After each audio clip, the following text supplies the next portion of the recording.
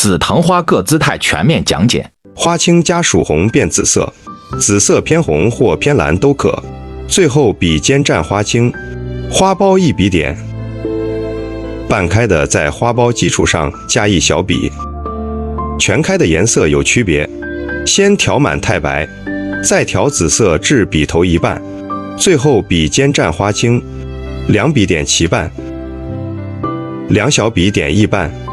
全开侧面，一笔点齐半，两小笔点一半，花青加墨点花托，两笔完成。全开正面可点一笔。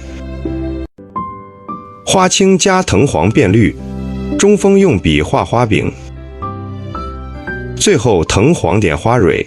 点赞收藏吧。